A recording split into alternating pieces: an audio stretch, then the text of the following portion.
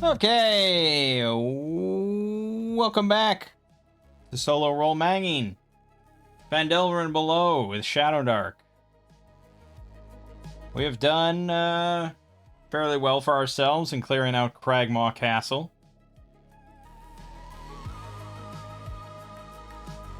We had some maybe close calls, but we made it. And we rescued Gundren Rockseeker. We rescued some girl who we are not aware is not actually a young girl, but that's okay. And we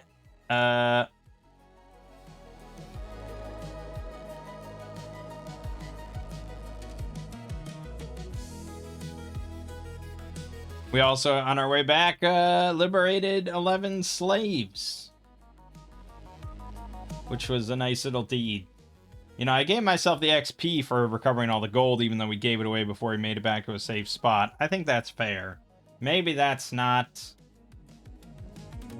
I don't know. It depends on, I think it's fair. We didn't, like, dump the gold and leave it behind or anything. I mean, we spent it on some purpose. I think it's fair. I wouldn't penalize players for doing something like that. So now we are going to, we've talked to Gundren a bit, certainly quite a bit over the trip back. So now our characters here have an understanding of what the whole situation is with the Wave Echo Cave, the Rockseeker brothers finding the entrance to it,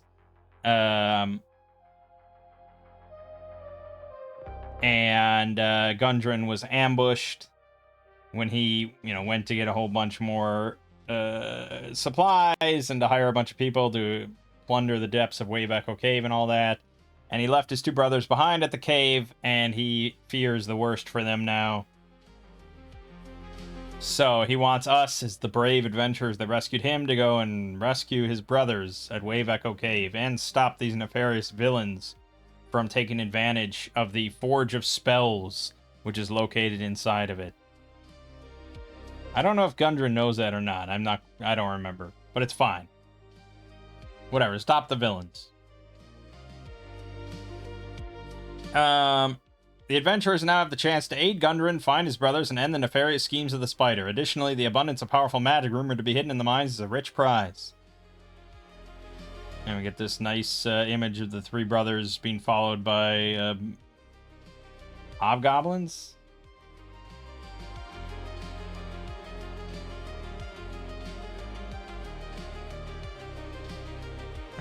The characters need not face significant dangers on their way to the cave. If you'd like to make the journey more interesting, consider rolling on the Tribor Trail Random Encounters table.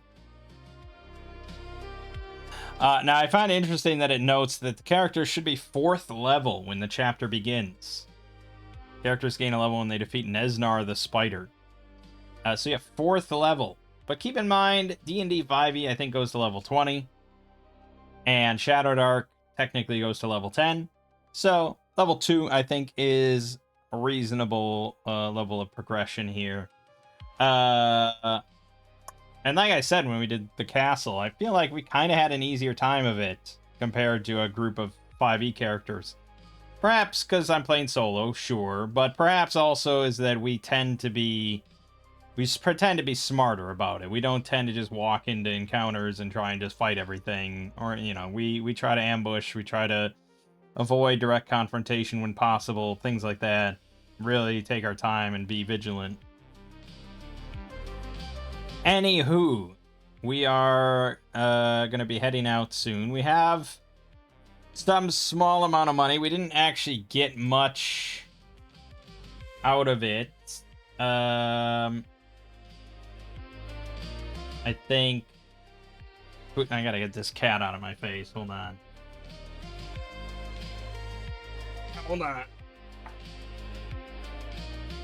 Huskar is going to take the bandages off the donkey.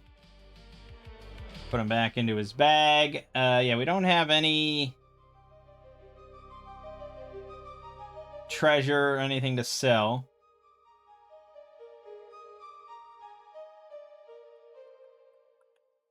I'll assume we picked up all our spikes that we put down.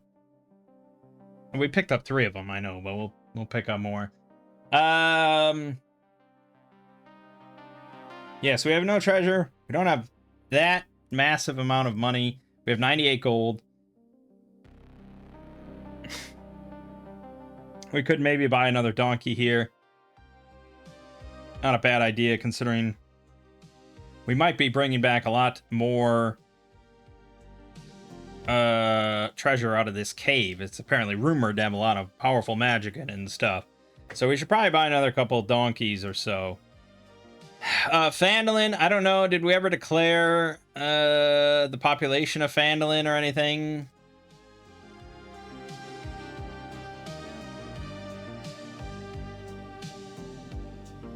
What is the population of Phandalin? There's 40 to 50 log houses.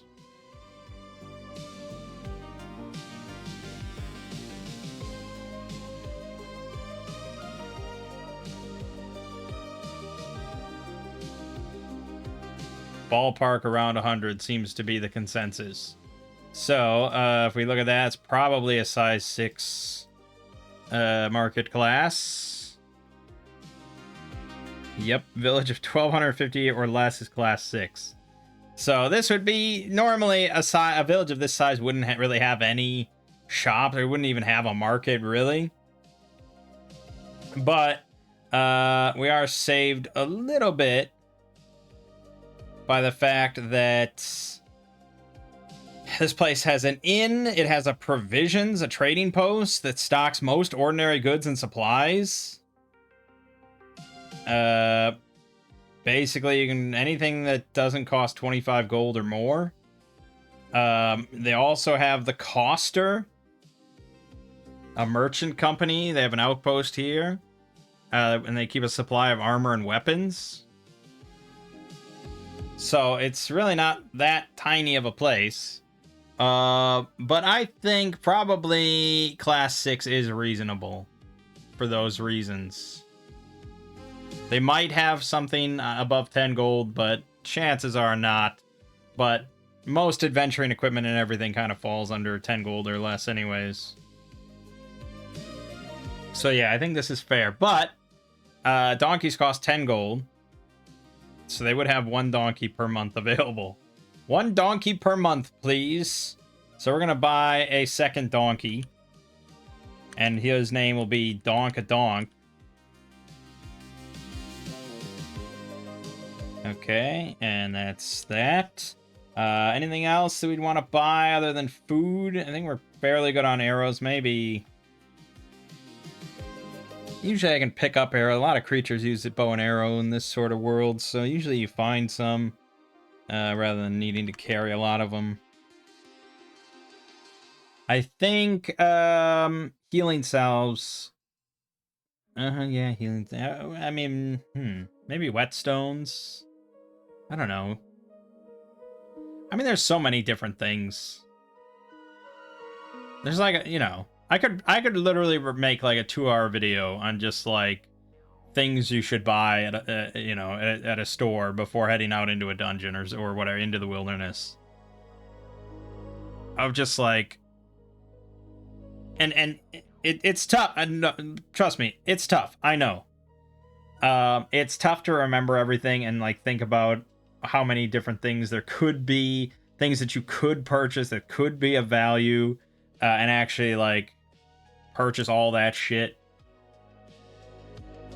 And I always look at this list here for axe for their thing, but there's plenty of things here that I think there's plenty of things missing from this screen, right? Just off the top of my head, things that could be useful would be like a tarp. Tarps are really useful for all sorts of purposes. Like you can wrap it up and hold things in it. You can make like an impromptu shelter with it against the rain. You can cover all sorts of stuff with it, drag stuff with it. Like it's really flexible. You can cut it up for all sorts of purposes. I mean, a tarp's really good. Like a block and tackle for lifting heavier objects. That's really useful as well. There's so many things where it's just like, this would be a lot easier if we had some form of leverage. So a block and tackle could be really good.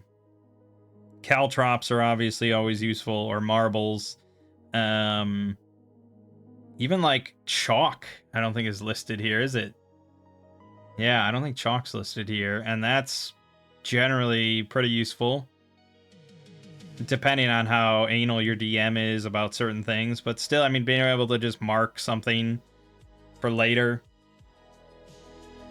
or, you know, having like parchment and a quill and stuff like that.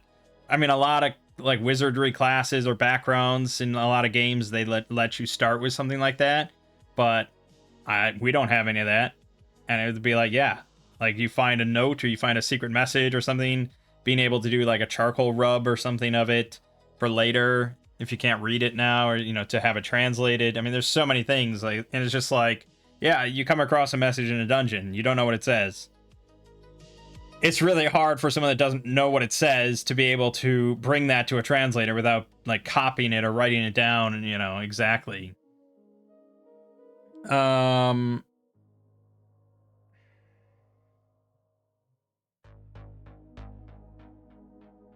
I mean, yeah, there's a lot of things. There's a lot of things. So, yeah, I mean, the axe list here is pretty good. I can't argue too much. There is some useful stuff here that's why I keep referencing it, but there's other stuff. I mean, this Shadowdark Player's Companion list has quite a few more things that maybe could be of value to you. Like acid, being able to buy acid. They have the block and tackle. Blindfold could be very handy if you come across a basilisk or something, or a Medusa, or some sort of creature that you don't want to look at, or you know, who knows what, or for blindfolding someone else. Caltrops, chain, chalk, chisel. If your DM, I guess, doesn't allow you to use an iron spike as a chisel. Various flasks or water skins or jars, things to hold liquid. Hammers and hand saws. I mean, various tools are really useful.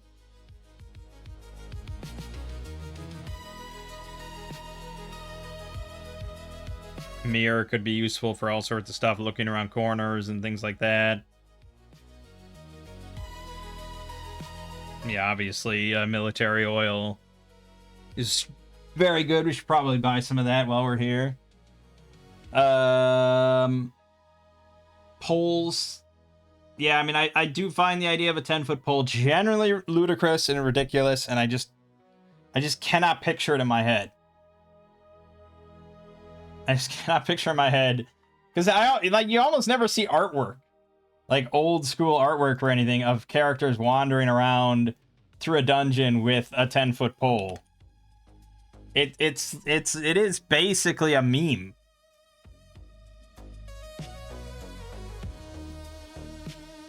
It's just crazy.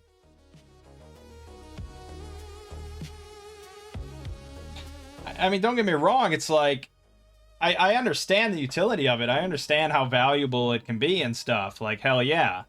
Why wouldn't you poke everything with your 10-foot pole? But it really feels these days more like a meme than something players would actually realistically, or characters would realistically bring into a cramped dungeon like this.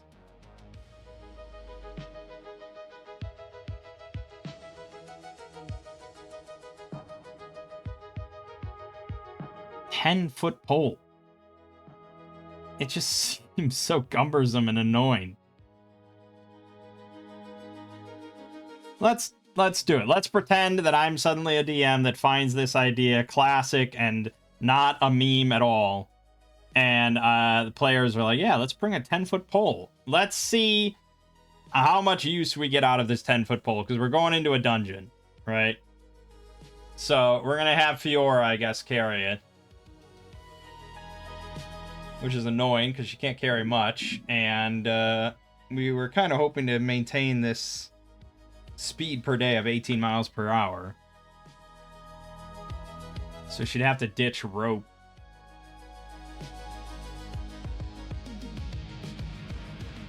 It only really matters for when we're traveling overland. So yeah, as long as we have this other donkey, we can pretty much pretend that she dumped off her rope onto the donkey. Pole, wooden pole, 1 copper, 1 encumbrance. Okay, and I assume that's, oh, it is there. Look at that. Pole. I mean, I guess we could strap that to the donkey.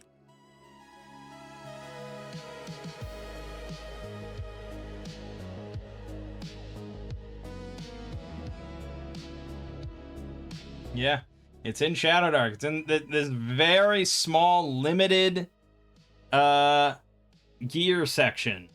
It does include the classic 10-foot pole. Although it just calls it a pole. It doesn't specify how long it is.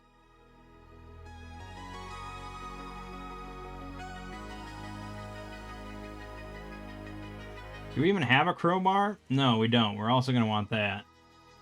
Okay, so let's just right here, donkey, crowbar, and let's say military oil, 5 flasks.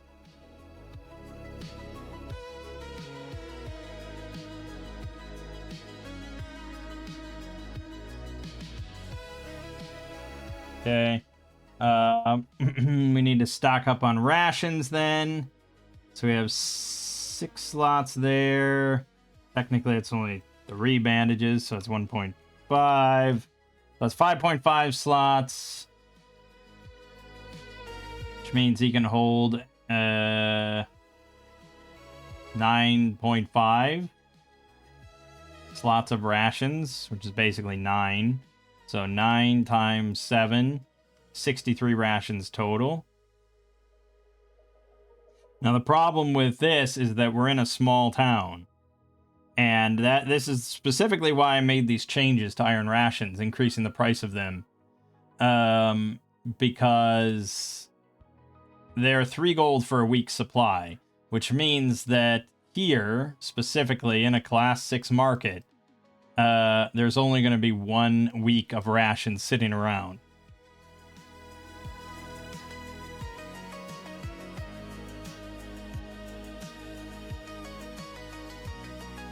Now, that's at, like, the market, you understand.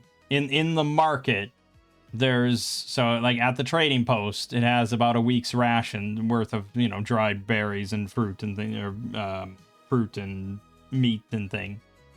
Or hardtack or something. But we are in a small town, small village. Everyone here is going to preserve some food. Like, winter is a thing, so people preserve food. So if we wanted to go around and try and talk to all the locals and see if anyone's willing to part with some preserved food in exchange for cash, then maybe. But it's like, you know, it depends on how, you know, how the season has been, how much they have to spare, how much they would rather have your cash compared to their, you know, week's supply of food, because that's, you know, a decent amount of food. You're talking about 14 pounds of dried food. That's not nothing. So I'd probably raise the price as well and have limited availability. How limited? I don't know. I guess I would probably lean more towards a charisma check or something. We haven't really done much for the town itself. That was the other crew that kind of helped a bunch of people in town. So we're somewhat newcomers. We rescued Gundren, but he's not a local, so they don't really care about him. And then the girl, they've never heard of. So that doesn't really buy us any goodwill at all. And then the slaves, we really just kind of brought them a chore and a hassle more than anything. I mean, they appreciate, they respect that we did it. And that we saved the slaves. It's a horrible trade and everything. They don't disagree with us at all, but it is just kind of trouble for them to deal with. So yeah, I don't think we get much goodwill here. So it's gonna be just a straight charisma check. I don't know, probably like I would say 9 or higher. We could buy 1 week, 12 or higher 2 weeks, 15 or higher 3 weeks, 18 or higher 4 weeks. Okay, Booskar, put on the fucking charm today, man. He went all the way around town, and if we want, we can spend 20 gold in order to buy 4 weeks worth of rations, which is 28. Plus the 7 from the store, which we have to buy for 3 gold. So that's 35, which puts us at 55 days of rations. Divided by 4, it's what? Like 13 days of rations. Pretty good. And yeah, so 55 divided by 7 is 8 slots worth of... I think that's correct. Yeah. Then we also spend 10 gold on the military oil, and the crowbar I think is like a gold. Yeah, a gold. And then the pole, we'll just say someone threw in, or we made it while Booskar was going around town. Shouldn't be really. It's 1 copper. Caltrops could be useful. I mean, all sorts of stuff we could buy. All sorts of things. A shovel or a pickaxe, also really useful. A hammer could be useful, or a sledge. Yeah, we should buy a sledge. Let's buy a sledge, a shovel, and a pickaxe. Which, pickaxe is 4 gold, so they'll have one of those, and they'll have one of each. So that's 5.5. We'll just round it up to 6. 48 gold for a pickaxe. Pickaxe, shovel, and sledge. That's fine.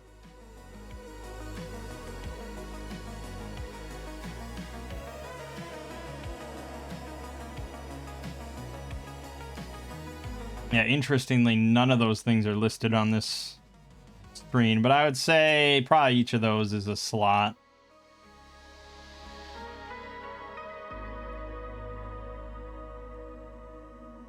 So that's going to be 4.75. Pretty simple. But we got plenty of space for treasure then. And he's also holding the pole temporarily while we're marching. All right. Let's head out then. It was probably, though, a day for him to go around and for us to settle in and all that sort of stuff. So let's deduct 1 gold per person for room and board for the night. All right, now we set out. So from here, we know that it's at, I believe it's at 1920? Is that the intention?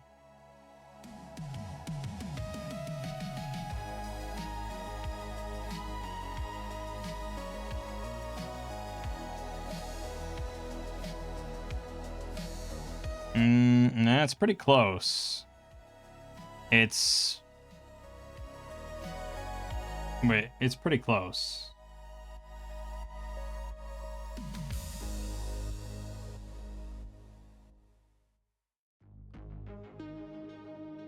"15 miles east of Phandelver." Okay, well then it's pretty simple. It's probably right at the edge of these mountains. 1621. We'll put it there. All right, so I mean, these are hills, so that's 50% less travel time speed, so that's 12 miles per day for us. So we can get about here-ish. We're in this region. We are going to have to navigate, though. We do have a map that shows us the location, which will help, but we have to get in that vicinity first. Alternatively, instead of going through the hills, because why would you, I suppose, we just go along the grasslands and then go up into the mountains, which is probably easier. In that case, it's possible we get there by the end of today. And we could camp out front or something. Alright, so we are going to require navigation checks all the way. So let's do that. DC 12 intelligence check. That's a good start of the journey. Let's say that covers us for 2, shall we? So we get up to the mountains without a hitch. At the same time, it's like, I don't know if we really need it. We're heading towards the mountains. We can't really get lost, per se, because we know the mountains are in the distance. But I did it. So let's say that counted for actually getting into the mountains as well, at the appropriate spot. Let's just cover that for the whole trip, shall we? Alright, done. Encounters, though.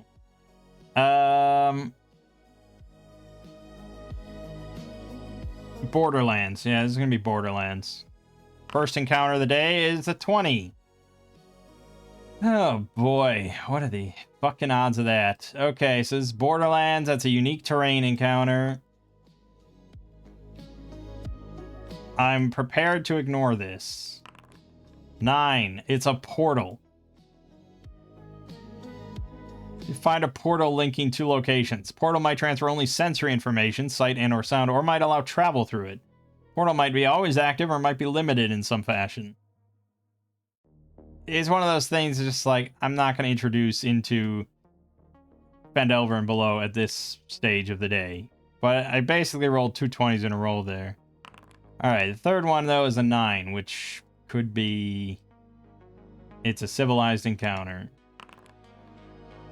40 in the grasslands. Farmers. Okay, we passed by some farmers. And then we're going to head up into the mountains. 15. This is unsettled territory. 15 is dangerous terrain encounter. Not a surprise. 11. The whole thing is dangerous terrain. But it's a wasteland. The hex is dead and barren.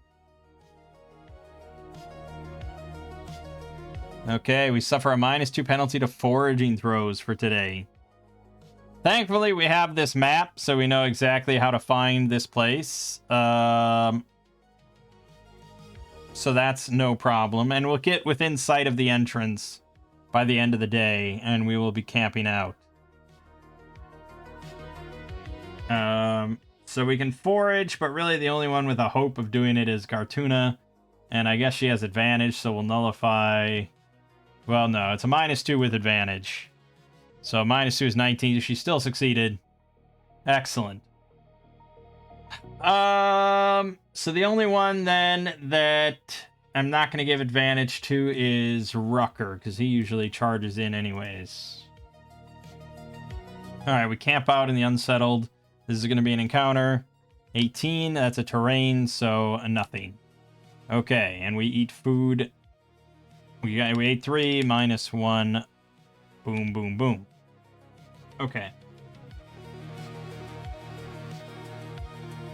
Alright. Am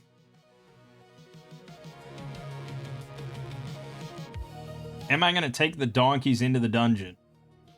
You could. They can handle it. I've never done so, but I've also never brought a 10-foot pole. Let me update my calendar here. So we arrived at Cragmaw, we traveled, so we went 1, 2, and day 7. Traveling, that's when we made it out of the rescued slaves. Then day 8, traveling. So we got to like 1, 2, 3, and then 1, 2, 3. So day 9 was traveling. And then day 10, we arrived at Phandalin. And then day 11, traveling. Arrived at Wave Echo Cave. A lot of traveling. No surprise. Right. Do I want to take donkeys in? Probably not.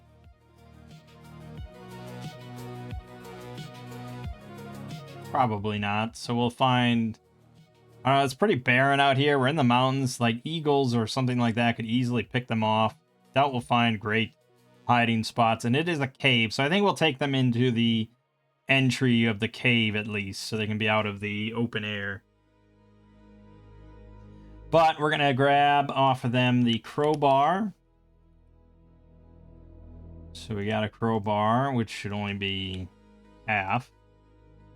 We got the military oil, which is probably gonna go into Fiora's hands.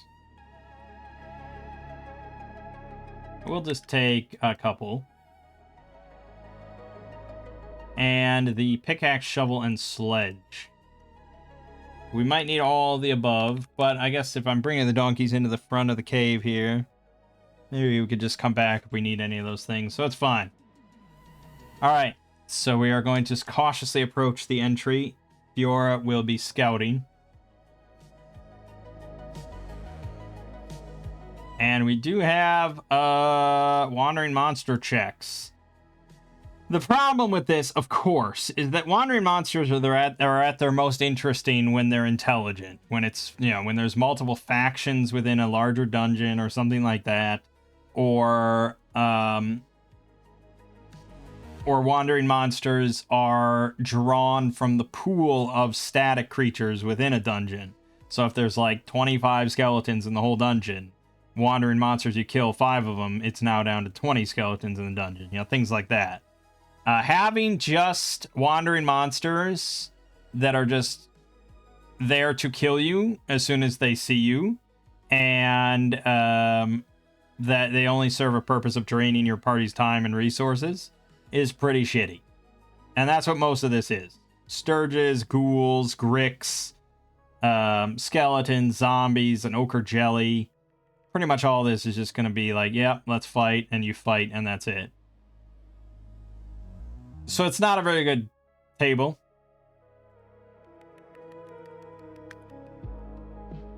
I don't know if anyone's come up with something better.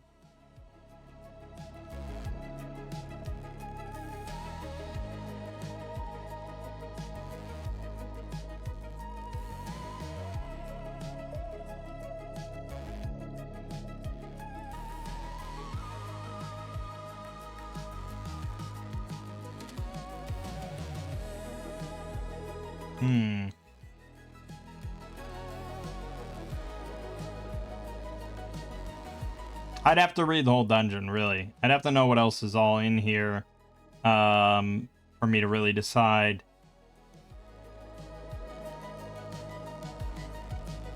I mean, it's basically they did take a pool of the creatures that are in here. There's sturges, there's an ochre jelly, there's zombies, ghouls. I mean, it's a very modern kind of dungeon in that sense of just like, yep, there's just a bunch of dangerous creatures and things like that. So, yeah. I would say the minimal effort here would be to just remove random encounters and just don't worry about it. Which isn't that great for a dungeon of this size, because it allows then players to be as slow and as passive as they want to be. Which, again, is kind of the reason why you have random encounters for the most part, is to put the pressure on players so they don't dilly-dally or make too much noise or things like that.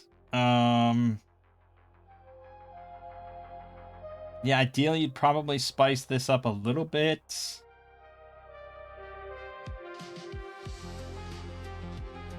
Yeah, it's mostly the undead. Yeah, it's all undead or like animals or creature, like sturges and stuff. They're either going to attack you or not attack you. Like there's not much interesting stuff there.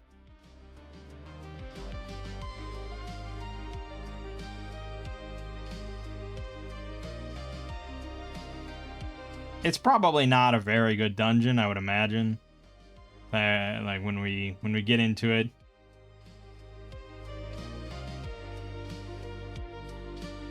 It's probably not that good of a one, but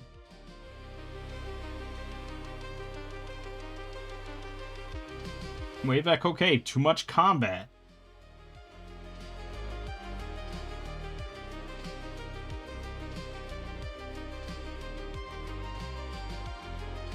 Yeah, okay. We'll see. We'll see how it goes. To 1 and 6. Yeah, I mean, we'll just see how it goes.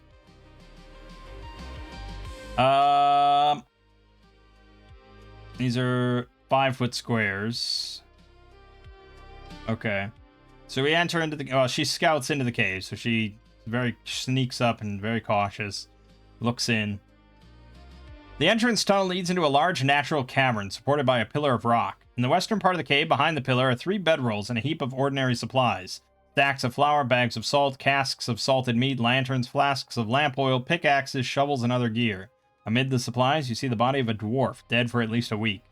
The northeastern section of the cavern is collapsed, forming a 10-foot wide, 20-foot deep pit.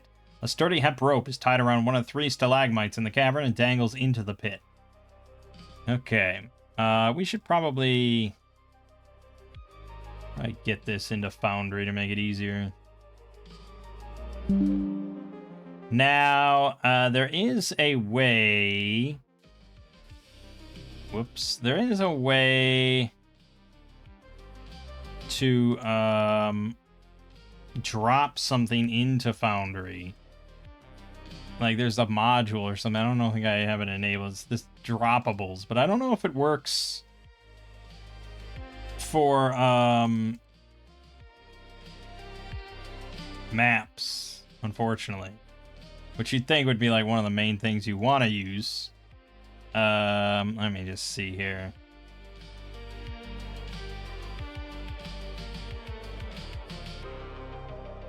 Yeah, it's for tokens, for like token images on whether it's an NPC or something like that. So no, I'll have to just add this manually, but it's not that big of a deal.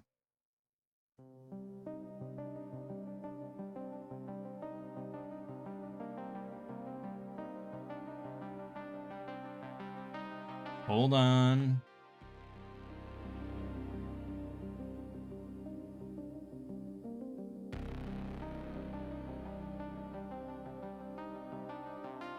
All right, and then I don't have to keep flipping back and forth.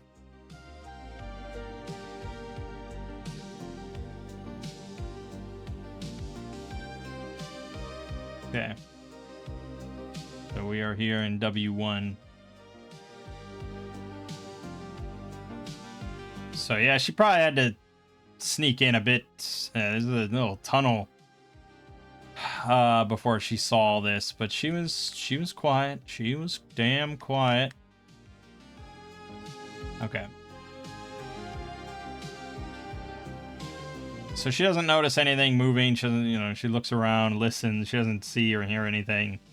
So she calls everybody in, including the donkeys. Donk and Badonkadonk. And yeah, I mean, we don't really recognize who this dwarf is or anything. He doesn't have ID on him for some reason. Yeah, various things of value, like casks of salted meat. Casks. Multiple. We have enough rations to last a long time then, or quite a while. Flasks of lamp oil, pickaxes, shovels, and other gear. Basically anything we would have just bought is probably lying here on the ground. Damn. And yeah, and then there's the pit. 20-foot deep pit with a rope next to it. There's also the dwarf is wearing a cloak, a very fine looking cloak, actually.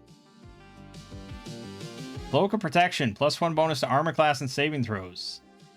That's pretty phenomenally valuable. If we lump that in and say it's the same as like a ring of protection, which I think is not unusual to say, it's basically the same thing. And we go and look at how much that's worth. A ring +1 has a base cost of 12,000 gold pieces. So that's pretty good. But the apparent value is only 250, so we get XP for 250. And you can bet your bottom dollar we're not going to be selling this thing. That's it's a very, very nice magic item. But all we see it as is a very fine cloak, probably magical, and it was worn by this dwarf. The odds of it being cursed are not 0, but pretty slim. I would think, in this case, if I were playing in a game like this, I would say... Well, also, if I knew that this was a D&D 5th edition module, I'd say, I'm just going to put the cloak on. So, fuck it. Rucker's just going to put the cloak on. Do we want it on Rucker so he goes to 19 AC? Or should I rather have it on Booskar? Booskar's AC is not amazing. Maybe he would be better off. Alright, we'll give it to Booskar. So we're going to go here. We're going to add... We'll add it as armor so you can wear it. Cloak of protection +1. Now, I usually don't like... That'll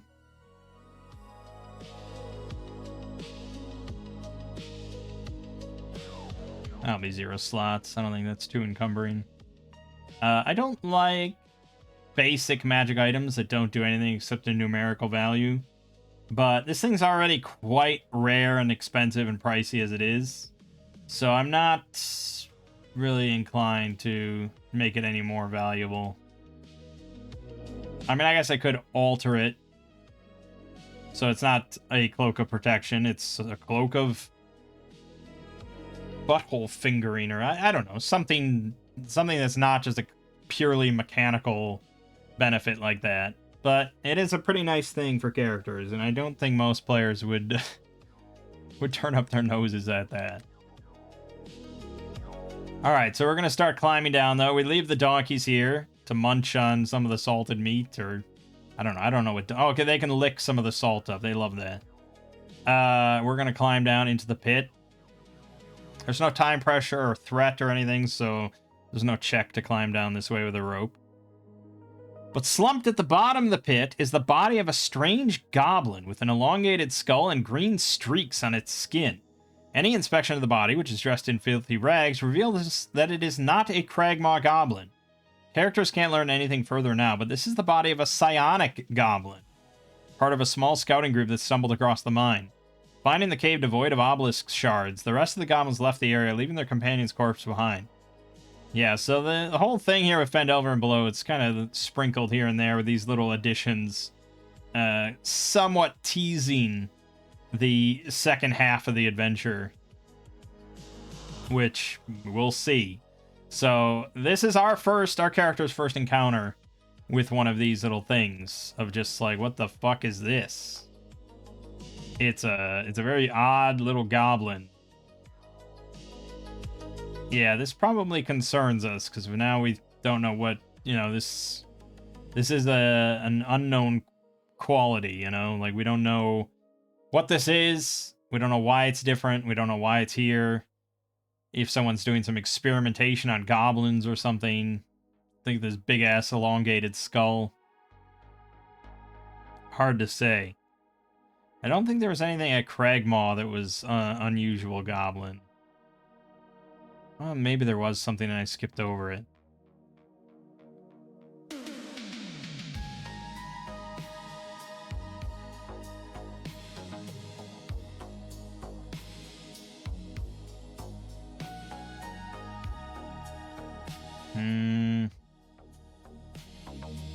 No, maybe not. Thought there was something, but maybe not.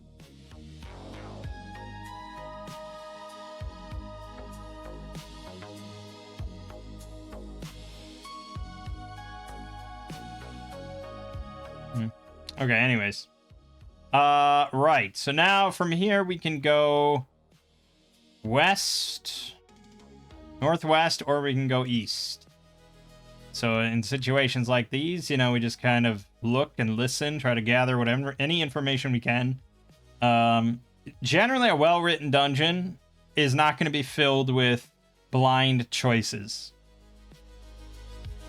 You know, in this case, like if we don't hear or see anything in either direction, it's basically just a blind 50-50 choice. I can just flip a coin. Are we going this way or are we going this way? That's not very interesting to anybody, you know?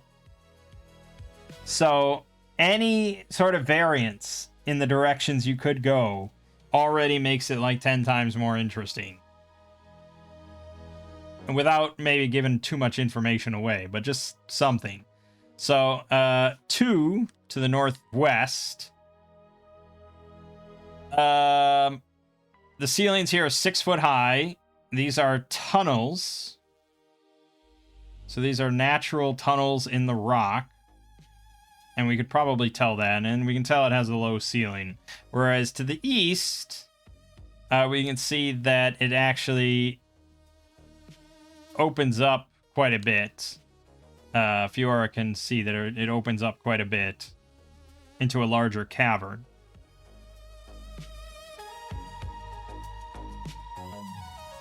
And it looks like more worked stone. A little bit, like it's not just a tunnel, basically. There's maybe some carvings and things like that.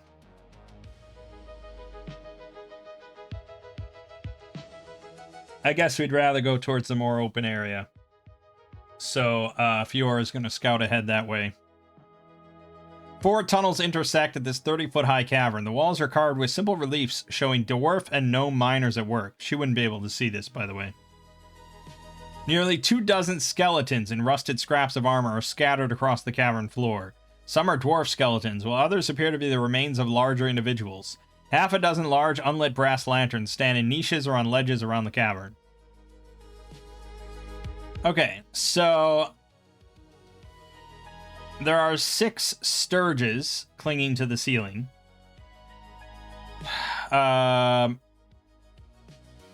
So she's going to have to roll both her stealth check to come in here unnoticed, and then a wisdom check to see if she hears or sees sturges on the ceiling. So her stealth check, this is going to be probably a DC. She's in the dark, which does help a lot. Shouldn't be too tricky, but there's a lot of bones and detritus on the ground, so 15. She got it. So she sneaks in without the sturges waking up or noticing. As for whether she notices them, it's a 30-foot high ceiling, which is the very edge of her vision, so it's somewhat unlikely. But it would be more based around sound, but they are kind of like sleeping, so it's, I'd say also a DC 15. She got it. Okay, so, oh man, this is why thieves are so damn good. So she can hear or try to recognize and sense that there are some winged creatures on the ceiling. I mean, possibly bats. There's not that many of them, though. They seem larger than that. So either giant bats or sturges or some new unholy abomination. But whatever they are, they're up there. She could potentially ambush them. Yeah, she could. But the others would be further back. They'd be 30 feet back, at least. She's probably, like, here. So, yeah, they're, like... Yeah, they're about here. With the torch, which we should light. Gartuna, give us the torch.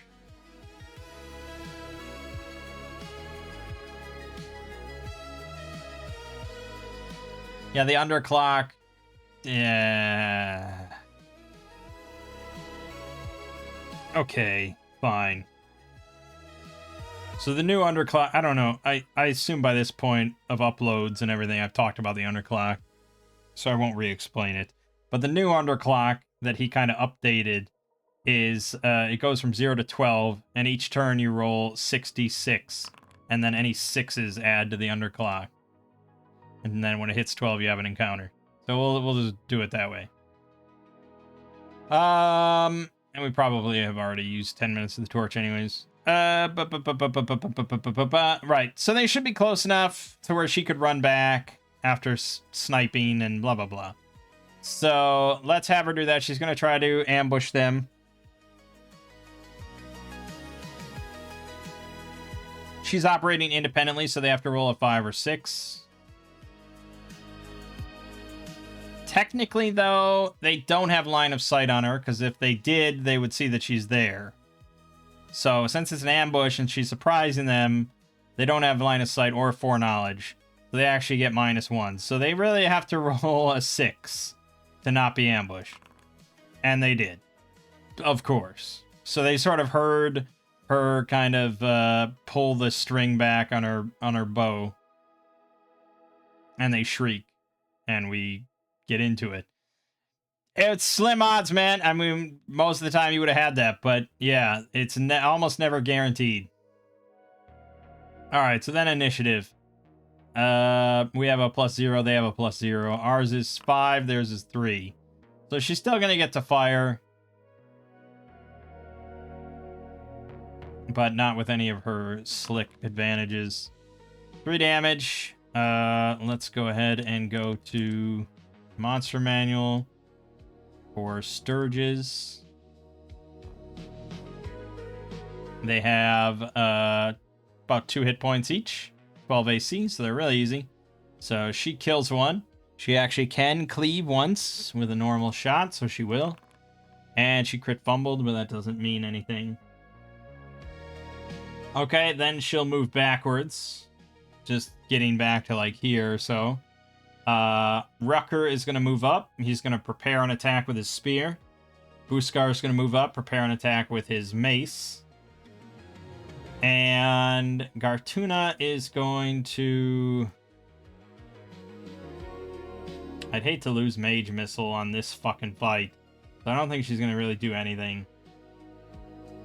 No, she's not going to do anything. She doesn't have to be involved in every fight. So the two of them are preparing their attacks for the incoming Sturges. And in they come, my friends. There are 4 remaining. No, 5. 5 remaining. So they fly down. They get intercepted by Rucker and Buskar, who are going to roll their attacks. Rucker does not get a kill, unfortunately. And Buskar does get a kill. Alright, so they're down to 4. The 2 of them, however, are going to... They are going to attack.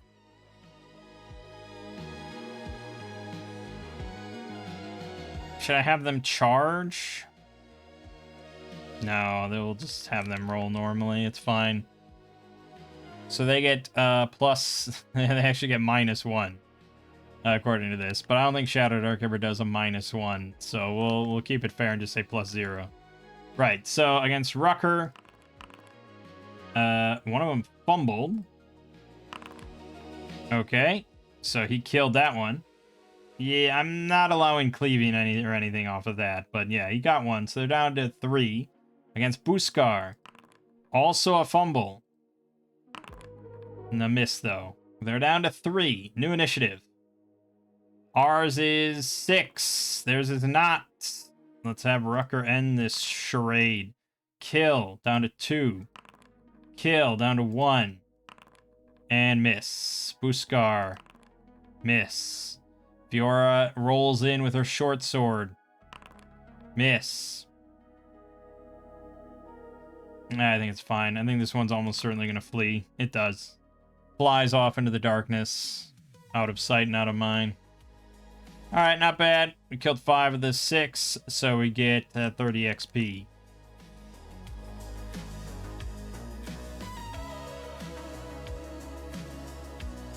Went into Wave Echo Cave. Okay. Good. No problem. Easy peasy fights. Now, in 5e, those things only... Oh, they only have 5 hit points. They're really not that tough in 5e either, but they do get +5 to their attacks. And it's not like your AC at level... Well, maybe at level 4, but I don't know. How much AC could a wizard really have? And they hit for 6 damage on average.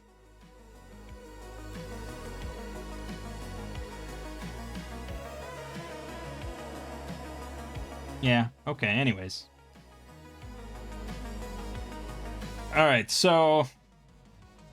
Now we see The walls carved with simple reliefs showing dwarf and gnome miners at work. So some sort of big battle took place here. As is our common tradition, we will search the area. So that's going to be another 10 minutes and another 2 on the underclock.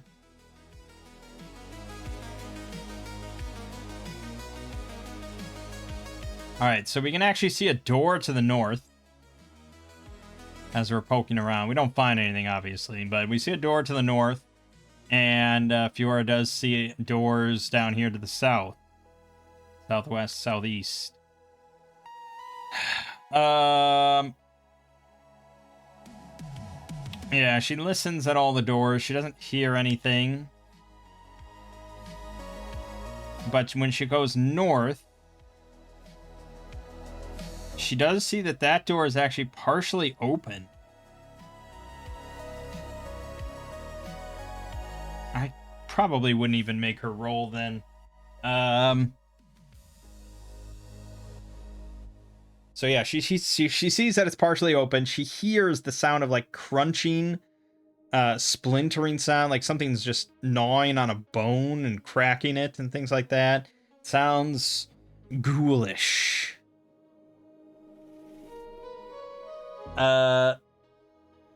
So I think she'd probably quietly close that door as quietly as possible. I think I'd give the ghouls maybe a 1 in 6 to hear. No? Okay. So she closes that door for now. And she mentions that to the team. But I think we probably want to go... try to be as methodical as possible. So we're going to go south and clear these doors first. So, eeny meeny, we may as well go in numerical order here. So like I said, she didn't hear anything at W4. So we're going to just have Rucker open the door. Splintered stone benches and heaps of rubble from a partially collapsed ceiling fill this room. Amid ruined stone bunks and toppled weapon racks are 8 corpses, including the rotting remains of 2 ogres. In the round after any living creature enters this chamber, the dead creatures clamber to their feet to attack. The 2 ogre zombies and 6 dwarf zombies fight until destroyed. That's tricky. The ogre zombies have 85 hit points in 5e. Or for our purposes, they basically have 5 times as much hit points as the dwarf zombies. Which means that we would probably say they have about 45 hit points. Now, here's the thing, though. I know, as the DM, reading this, that there's no treasure in this room. There is 0 reason, really, for us to fight this other than a small amount of XP. I wouldn't know that, though, if I was a player. And I might think, like, oh, look at this really dangerous encounter. There's 2 ogre zombies, 6 dwarf zombies. Like, holy shit. There's got to be some amazing treasure in here. Because if you knew for a fact that there wasn't any treasure in here, you'd probably just, like, slam the door shut and spike it or something, you know? But then again, in D&D, like, isn't most of your XP from fighting monsters? Isn't that the whole point? Like, these things give 450 XP twice for each of them. The regular ones give 50 XP each. I don't remember how much XP you need. But you don't get XP for finding treasure in D&D 5e. So you'd think, okay, here's a fight. We got to do the fights to get XP. That's the crux of the whole fucking issue, isn't it? That just ruins everything when you say something like that. Alright, so would we be surprised by this?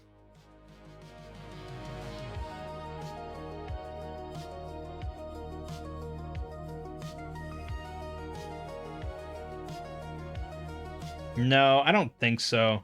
I mean, maybe it's possible, I guess, but I think they probably take enough time and make enough sounds. You know, it's like a horror movie. Like, they don't just instantly, like, rocket to their feet and attack us. They're like, ooh, you know, and they shuffle and sort of clamber to their feet and everything and then lunge forward. So I think we would have time to avoid being surprised. Even if we were surprised, like their surprise round would be spent getting to their feet and then moving towards us. So it's just like, whatever, you know, don't worry about it. But they also can't be surprised. So the question is, would we stand and fight, or would we rush out the door and close it? It's really could go either way. Like I said, I think I'm just gonna leave it to a straight oracle. Do we stand and fight? No. So we look around this crumbled, ruined room with ruined stone bunks and stuff, and we already found nothing in that last big room. So we'd probably say, fuck this, it isn't worth it. But we do need to roll initiative. They're zombies, so they actually have -2. And we have +0. So our initiative is 6, and theirs is 4. So there you go. So yeah, we're just going to run out the door and spike it shut. It's a wooden door, as far as I understand. I think all the doors in here are wooden. No, unless otherwise noted, they're all made of 6-inch thick cut slabs of stone fitted with iron handles and hinges. These are serious doors. They're not getting through that. Not even the ogre zombies.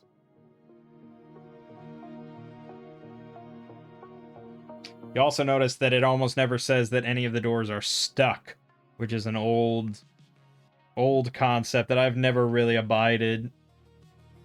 I abide it if the module says that it's stuck. It's like, okay, sure. You indicate that this door specifically is stuck. But when a module just says, like, you know, unless otherwise stated, all doors are stuck or something, or like 50% of doors are stuck, and it's like, fuck that. Like, ain't nobody got time for that shit. Have a door that you that matters that it's stuck or locked or something, and then just tell me that. Don't make me roll and randomize this shit. Or having like every door be stuck, or almost every door be stuck. It's like, come on. And it's this like old Gygaxian thing apparently, where it's like the dungeon was kind of this living entity, and doors just kind of got blown shut, and doors were stuck. But then for monsters, they weren't stuck, and they could move freely, and like, it's just like, And then they've tried to like explain that over the years of just like, well, all these old doors and stuff, the monsters travel through here, so they know the trick to opening them. But players don't, so they're stuck for them. It's just like, The thing about doors shutting automatically, I sort of agree with. It's kind of somewhat video gamey. Doesn't really make any logical sense. But I think just for ease of play, it's a hell of a lot nicer for a DM if we just assume every door is shut unless indicated otherwise. Because otherwise, keeping track of like which doors are open or which doors are not is really annoying. And it's like, players generally don't question this kind of thing. A door is just, yeah, all doors are just kind of shut. And when they go through a door and they don't say anything about the door, it's like very nebulous of when exactly that door closes again. You know? Sometimes players will specifically say they close the door, you know, behind them or something like that. And it's like, okay, well, that's clear. And very rarely, players might say that they leave a door open. In which case, okay, fine. The players indicated they want this door to stay open. Fine, like, I don't care. But otherwise, you know, in Schrodinger's door, it's always open or closed depending on situations. But generally, it's just going to be closed at some point. Anyways, yeah, so we spiked that shut. That's resolved. So then we go into the next door. This is probably another torch and another underclock. Another 2. It's moving along, isn't it? The Assayer's Office. This chamber was once an office or storeroom. A large stone counter bisects the room, set with 3 dusty balance scales made of iron. Cubby holes carved into the north wall are stuffed with crumbling paper scraps. Several long-dead corpses sprawl across the floor. Okay, so we got more corpses. We just walked into a room where 8 corpses rose. So we'd probably, like, immediately just run in and start stabbing these corpses repeatedly. and try and like decapitate him or something like that. But nothing rises, so that's it. The centuries-old paper in the cubbyholes disintegrates if touched, but a character who reads Dwarvish can see faint markings on a few scraps, recording weigh-ins and disbursements. Well, I don't think we have a dwarf, do we? No, we have an elf. But Gartuna does read Dwarvish, so yeah. Weigh-ins and disbursements. Behind the counter sits a locked iron strongbox, requiring thieves' tools and a successful DC 20 dexterity check to open.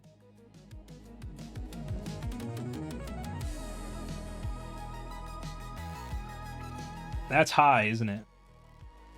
Hold on.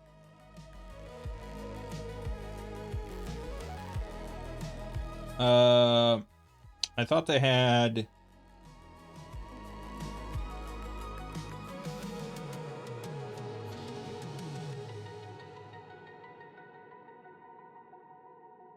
I thought this was the site that had it, but maybe it was this one. Pre-generated characters. I just want to see a level 2 rogue.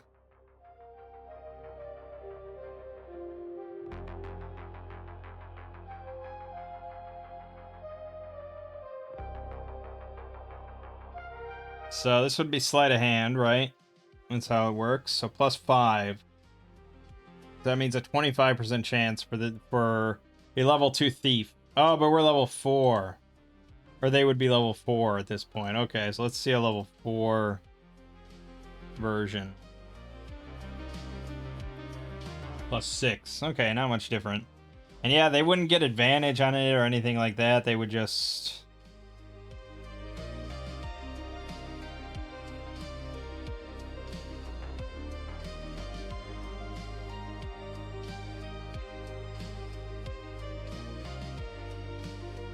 Yeah, I don't think so. So it would just be plus 6. Yeah, about a 30% chance of success.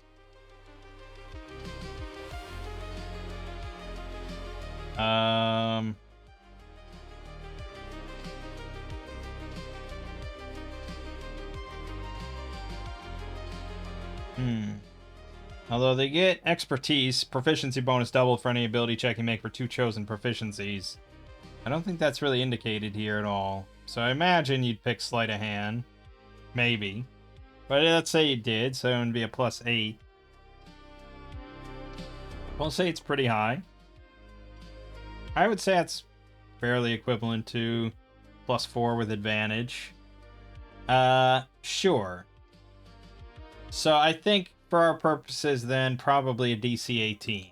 This is a hard lock. This is a very well-made lock, surprisingly, made by the dwarves or something. But yeah, it's a very strong lockbox. I don't know why they made it so hard, but sure, DC 18. So it might take her some time and effort, but she'll try and pop it open. All right, so it stymies her attempts as we search the rest of the room. Oh, that doesn't look good. 2 more. Okay, so she says, fuck it. You know, we'll have to take it with, and she'll have to spend some time with it at the inn or something. She'll get it open eventually, though. It contains 600 copper, 180 silver, 90 EP, and 60 gold. I'm just going to write down the numbers I care about. Oh, it doesn't even track. Okay. 90 times 5 is 450. 630 silver, technically. Technically, would we get XP for that? I don't know, actually. Maybe we would. I suppose we would. That'd be 123 XP. Alright, well, nothing else here, so we're going to continue up here. So we know that there's some sort of horrible creature gnawing on bones or something through that door. From W8, we can see... yeah, an eerie green light coming from that direction.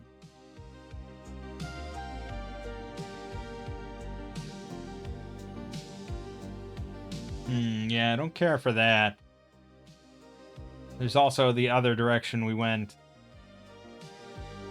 Well, I could just roll randomly, because I don't know.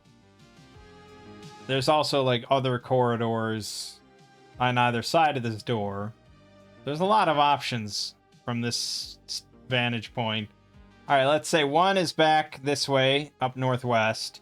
2 is going to be down one of these 2 corridors. 3 is going to be through the door, and 4 is going to be to the phosphorescent. Okay, so 2 is going to be down one of the corridors. Which one? It's going to be right. So we're going to sidestep this door and creep around this way and have Fiora scout ahead up towards W7.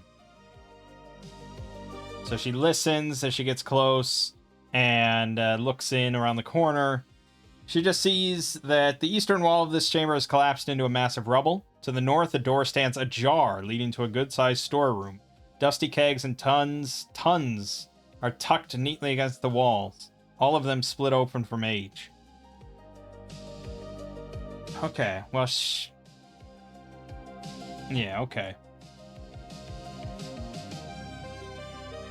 She probably wouldn't see the storeroom immediately, but she sees that this is clear. It's just like a pile of rubble. And she sees there's a door that's ajar, so she'll, you know, stalk over to this northern wall and look in and just see that it's a storage room. Okay. Then, we'll spend a good 10 minutes searching the storeroom.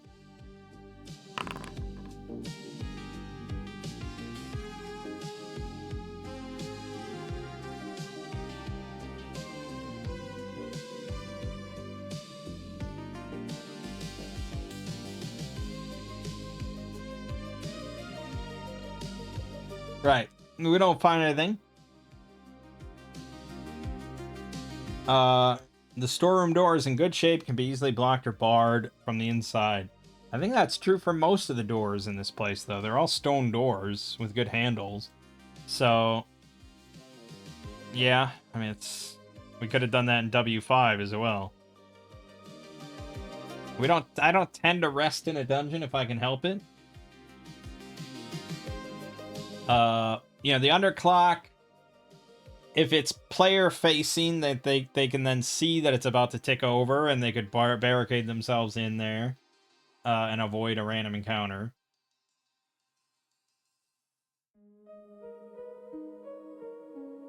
And I think using Shadowdark rules, where each torch costs 1 slot of space, it really is tricky to carry a lot of torches into a dungeon. And then, like, spending time waiting around in a room for the underclock to tick by, you are paying a price in that way of burning torchlight just to avoid a random encounter or something. And there is a trade-off there. But unfortunately, I'm using axe rules for torches, in which they're like, you get 6 of them for 1 slot. And then in that case, it's like, torches are fucking nothing. Like, everybody can hold 6 torches, and you can be in a dungeon for hours and hours. And it's like no big deal to just wait 20, 30 minutes and just light up a new torch, you know? So I do think there is something to be said about Shadowdark's change for that.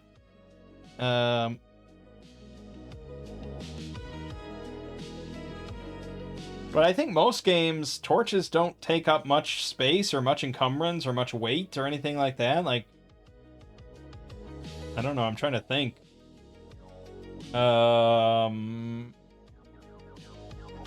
Tales of Argosa? I think it's like maybe 5 torches to a slot or something. Like, it's generally pretty plentiful. Torches are not that encumbering.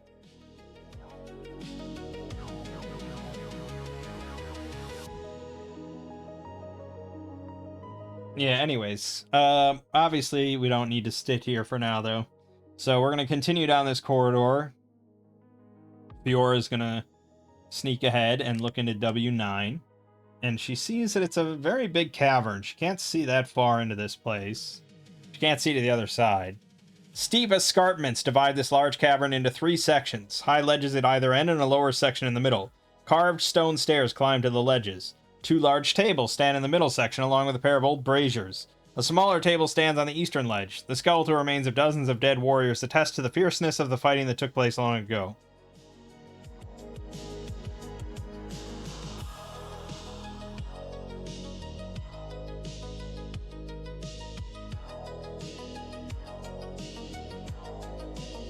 It's one of those things of like, yeah, the read aloud text could be really screw you as a DM, because you think about these are 5-foot squares, right? You're gonna come to here, one way or the other. You're probably coming to here, but maybe you're here. You know, maybe you're here looking in.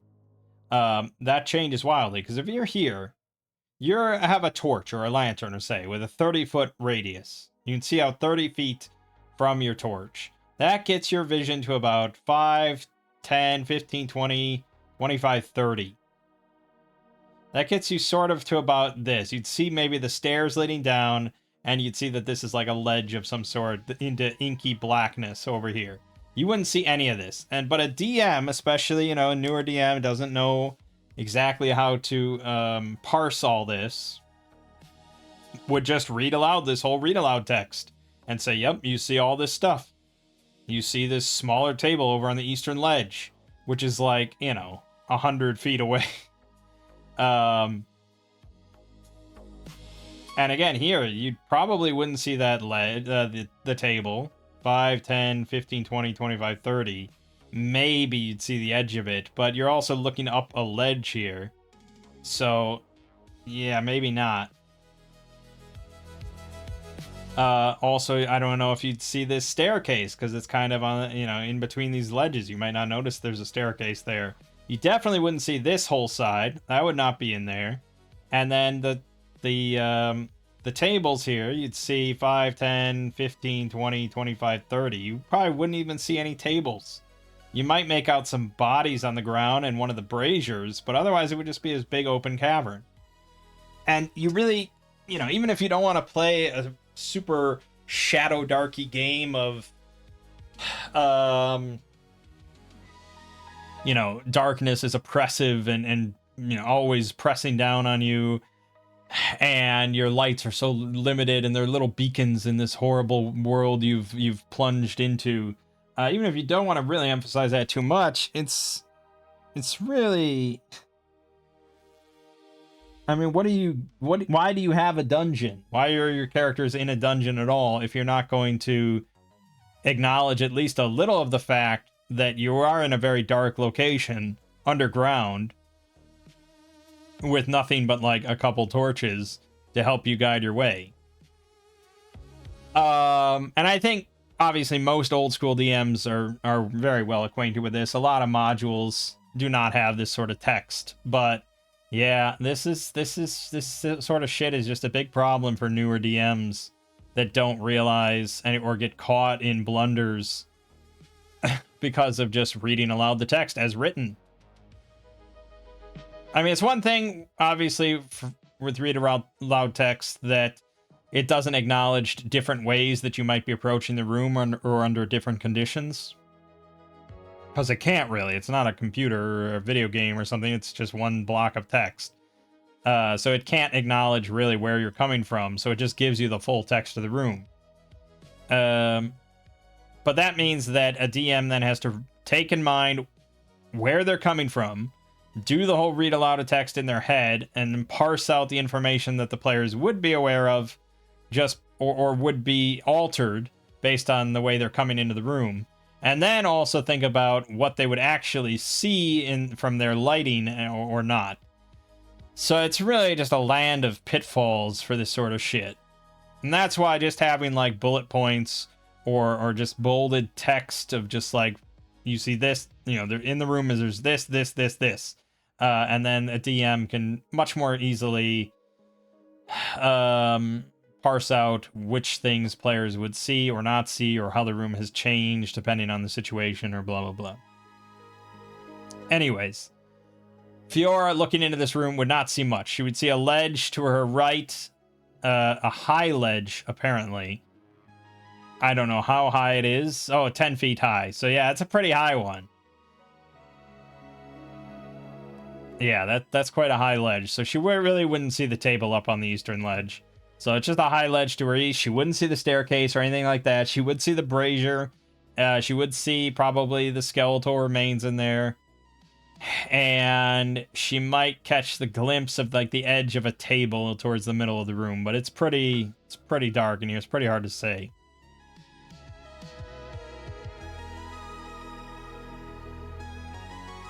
Five ghouls lurk in the shadows on the western ledge.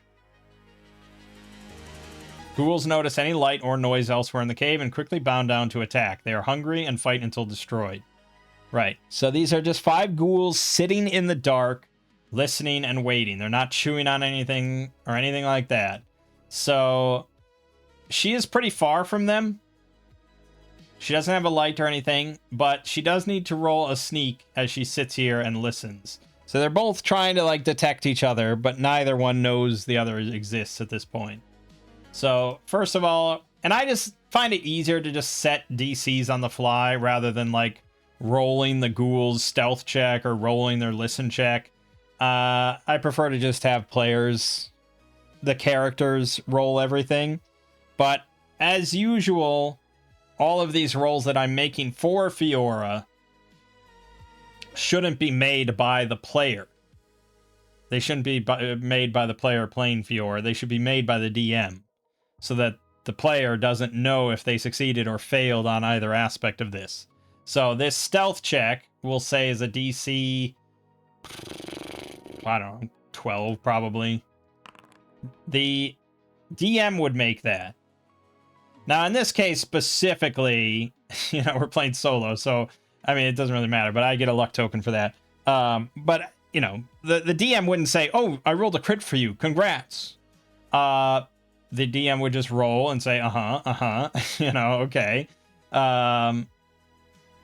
You wouldn't say, like, oh, yes, nothing detects you or anything like that. You wouldn't give anything away, because the thief always thinks that they're being sneaky. The thief always assumes they're successful and they're very sneaky and no one has noticed them until they're maybe proven wrong. So, yes, the DM should always be making shit like that, which I know is kind of anathema to the modern RPG scene where players roll every sort of role for their character. That's how it works. But no, it works a lot better, I think, for the DM to roll certain things on behalf of a player to conceal information from the player, to avoid metagaming and things like that. But needless to say, she's quite successful in her stealth. Now for her listen check, this is going to be a bit harder. They're not gnawing and they're pretty far, and this place is a large empty cavern. So sound will travel a little bit, but they're kind of sneaky. So I'm going to set this as a DC 18. So she's unlikely to notice these ghouls. Yep, just a little bit off. So she doesn't really hear anything. It's just a very ominous, dark room.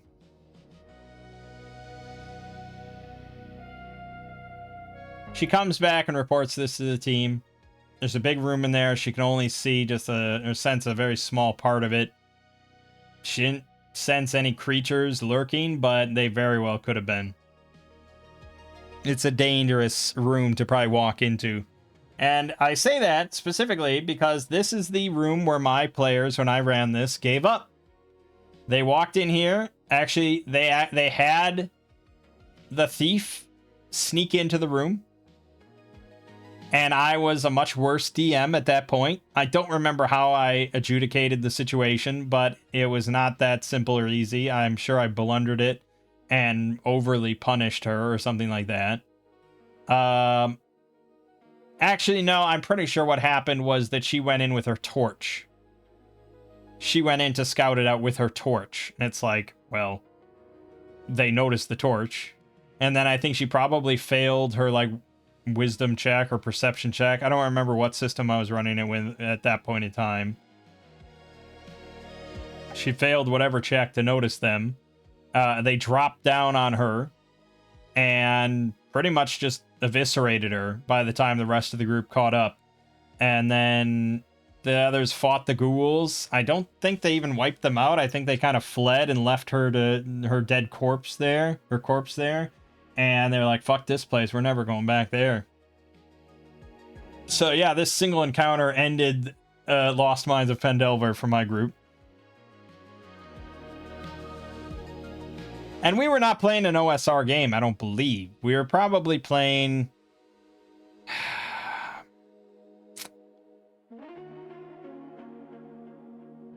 Oh, man, maybe it was... Maybe... It might have been my own custom thing I did of combining Heroes of Adventure and Shadow of the Demon Lord. I wouldn't be shocked if that was the case. I remember there being a fireball or something being thrown out. They had a scroll of fireball. And I remember us kind of laughing that they had dragged... Or no, the thief's character, my sister's character, was like on the ground unconscious in the middle of the room. And they decided to just throw out a fireball onto the whole room and just torch her body and stuff. And try to kill some ghouls with it. But anyways. So would we go into that room? It could be empty. But we'd have really no way of knowing. Alternatively, there's a lot of other ways for us to go that don't involve walking into this big open room and being potentially ambushed in the dark. I mean, because there could be goblins up on the ledges with bow and arrow. And if we just walk in here, they could just start raining down arrows on us from an elevated position. Like, that could easily be a fucking kill box in a million different ways. So I think the ledges probably would scare us, and the darkness of the open area would probably scare us. Could light the braziers. That would probably help quite a bit. But still pretty iffy. I think we're going to retreat. I think we're going to go back. So 1, we go back this way. 2, we go down this corridor. 3, we go towards the luminescence. Okay, we're going to go back to the start now. Our torch has definitely run out, so we're going to have to light another one. We're going to roll another underclock check. 2 more. Man, I've been rolling well on 6s. And we make it back here to the entrance. And we are going to now send Fiora up ahead to poke through the tunnels. This area consists of numerous intersecting passages. The ceilings here are only 6 feet high, and several of the passages end in partially excavated rock faces. This maze of passages is an old section of Wave Echo Cave's original mine site. Lurking in one dead end is an ochre jelly. You can decide the jelly's exact location.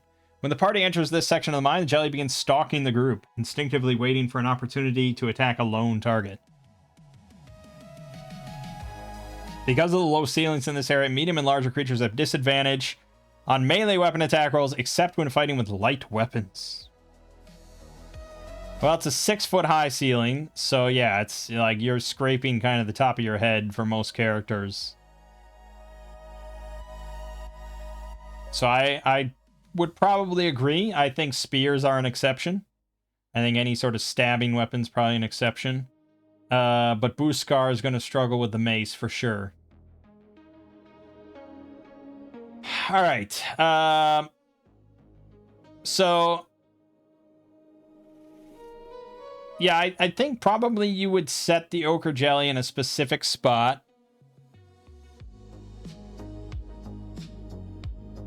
And then basically just say, like, okay, the tunnel branches left and branches right here. Which way do you go?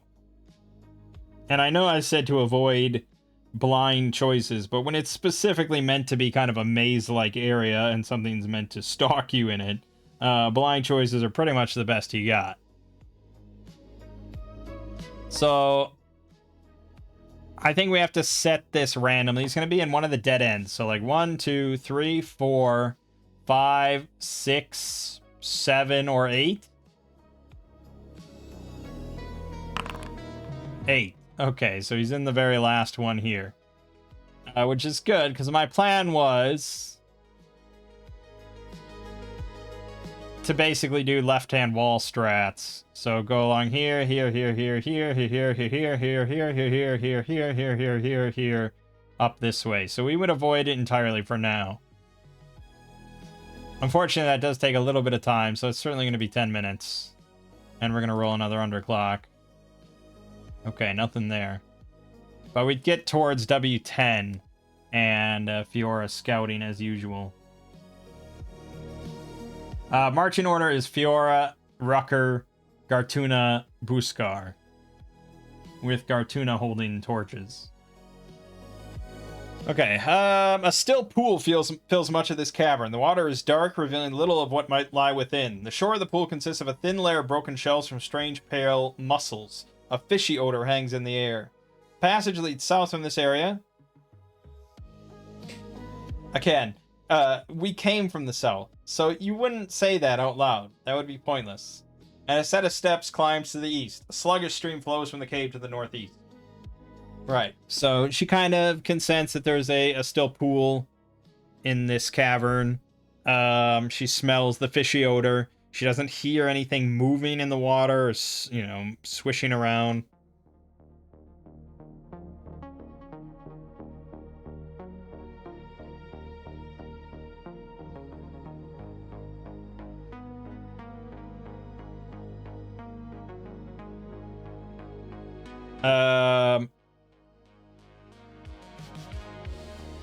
Yeah, she can't really sense anything living, so she's gonna head back and give the thumbs up. And the crew is gonna head on in.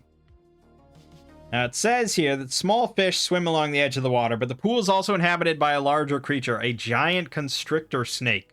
If the characters pass through this area, the snake slithers from the water and attacks the character at the back of the party. It's a dark pool of water.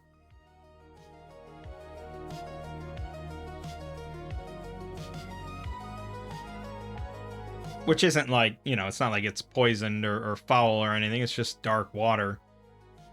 That certainly exists. But yeah, so we can't really see much in there. If we had some sort of detection spell, which we don't, you might be able to detect that it's there. If we had some sort of like magical... If we had illumination or something, I could illuminate a coin and throw it in. And that might reveal some shapes in the water or something. As it is, though, I think we've got just about nothing. But it is a pool of water. We do have a 10-foot pole! Holy shit! That's right, I've neglected the 10-foot pole. So she could poke around with the pole in the water and see if she feels anything. If she feels like maybe a chest down in the water or like a body or something that she could maybe try to pull in. Did we not buy a grappling hook? Oh, God. Can I retcon? I would have almost certainly bought a grappling hook. Especially because you could, like...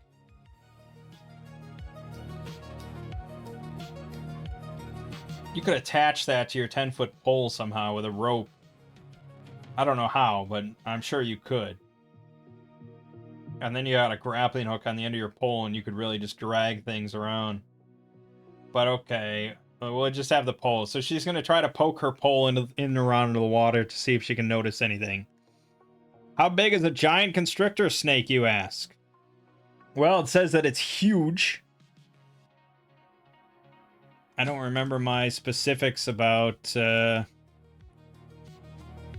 size categories. But huge is 15 foot by 15 foot. Like a fire giant is a huge creature. This is a massive fucking snake. Holy shit.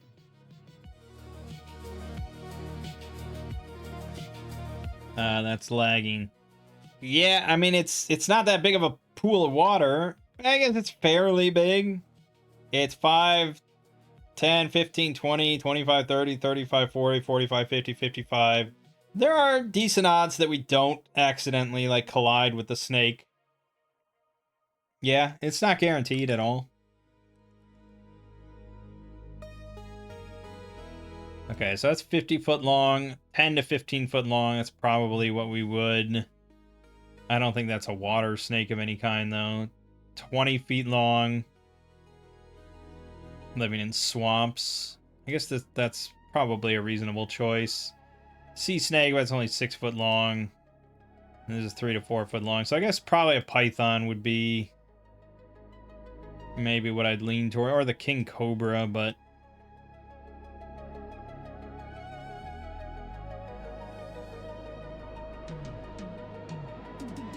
yeah, I don't think those go in the water at all. So I'd lean towards the python.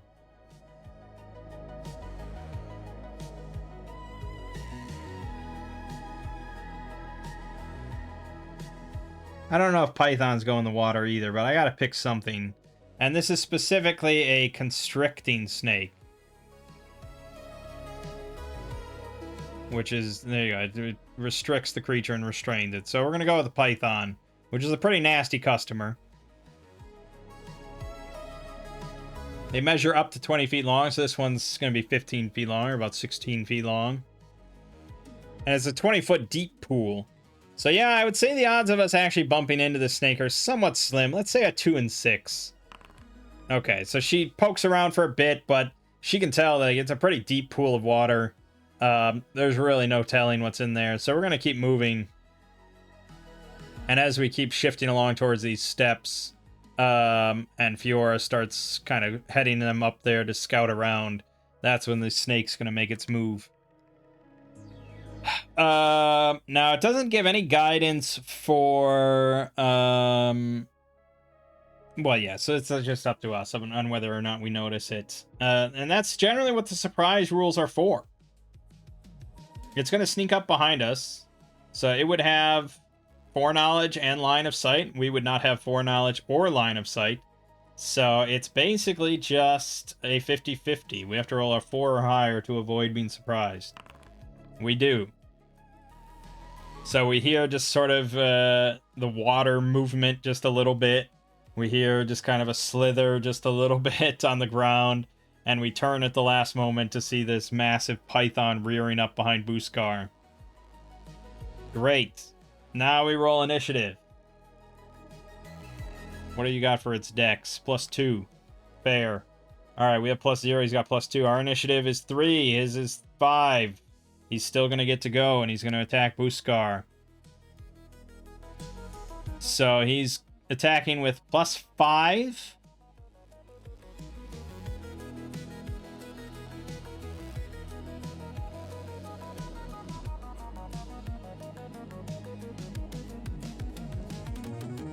So if it hits with its bite, it automatically constricts the creature for 2d8 and restrains it. If it misses with its bite, it can separately attack by constriction. It's pretty nasty. Booskar's probably going down. I do have luck tokens, though, to make me reroll. But, yeah, this is +5 for the bite. Fumble. That's pretty solid. Holy shit. Yeah. He misses, he dodges the bite and smacks him across the head. For 6 damage. That was very nicely done. In fact, he actually beat its AC by 5. So he's going to knock it down onto the ground and sort of like concuss it slightly.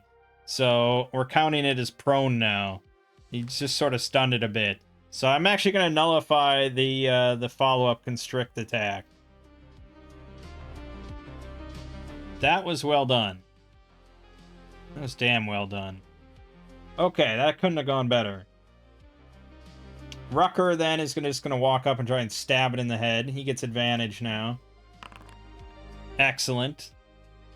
So that's another 7. So we've done 13 damage out of its 22 hit points.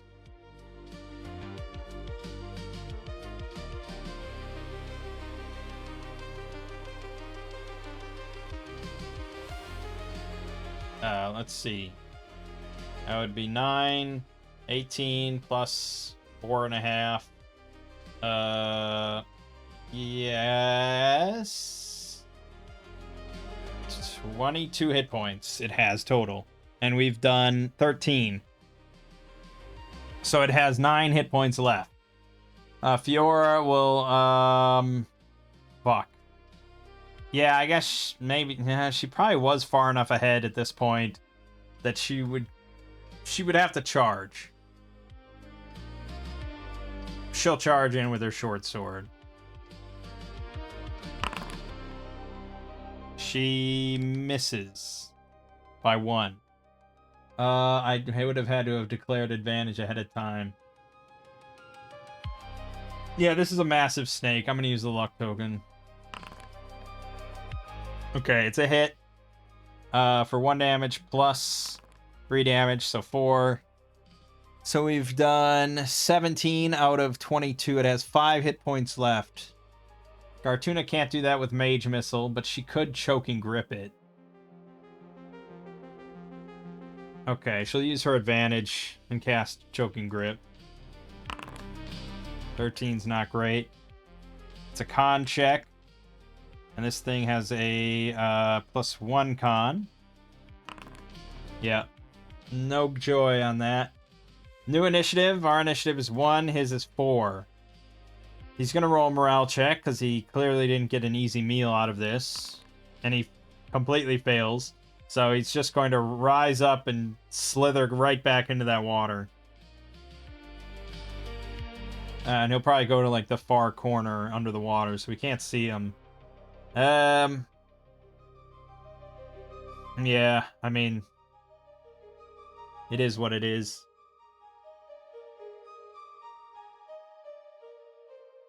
I think we'll just stick to the far edge, keep an eye on the water, and try and skirt our way out of here. And just avoid this room from now on.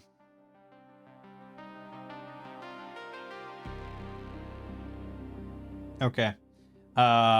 That's fine. I'm gonna deduct another torch, roll another underclock. 1 more. And then listen at W11. Eastern door is barricaded from inside the room, blah, blah, blah. Character listens at either door and succeeds on a DC 10 wisdom check. Hears gruff voices speaking Goblin. Alright, this would be a pretty easy check then. DC 9 for us. I guess I could say 10, but yeah. So they're speaking in a language we don't understand. We might be able to recognize it at this point as being Goblin. I mean, I don't speak Spanish, but if I hear Spanish spoken, I know that it's Spanish. So, you know, I figure that's sort of... Not like... I'm not saying Spanish is like Goblin, but you understand what I'm saying. Talking about how hungry they are. We wouldn't know that. There are 6 bugbears residing in this chamber.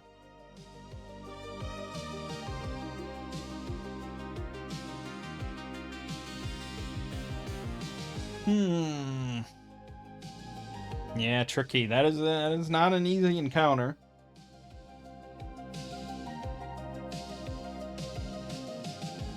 The snake's not likely to jump out at anything for quite a while now. It's probably going to rest up for a bit.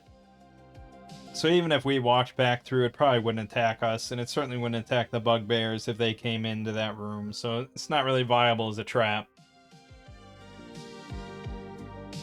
We could do the same shenanigans that we did prior by trying to lure 1 or 2 of them out and sniping them, but the terrain is not really conducive, since we especially don't want to go back into that room if we can help it right now. And I know I said it wouldn't attack, but I feel players might be pretty wary of it. So yeah, it's just not super conducive.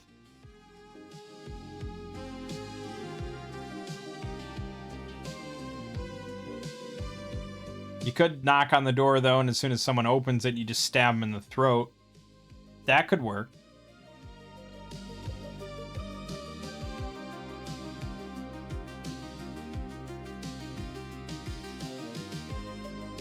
Yeah, that could work. These are stone slab doors, so I don't think we're really going to be breaking through into the other side. And you could just try to slowly open it and sneak in, but it's unlikely to ever work. So I think knocking and hoping and just stabbing whoever answers, that's probably our best bet. So Rucker's going to do it. He's going to stand up front, knock on the door with his shield, and then just stab anything that opens.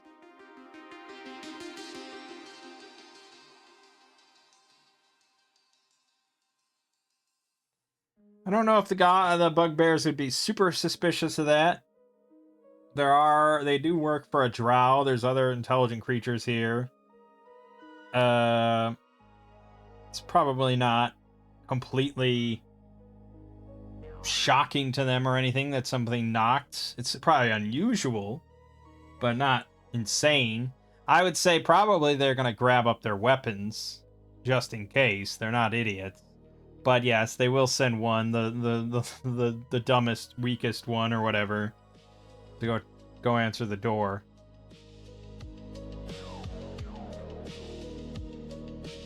So it opens the door, and it has a chance to be surprised. Now, technically it had foreknowledge that that something was there, right?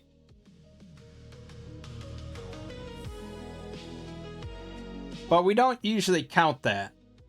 Well, it's hard to say. Like, if you saw something run into a room and then you go into the room, you know that it's in there, but you don't know where it is. So it doesn't necessarily count as foreknowledge.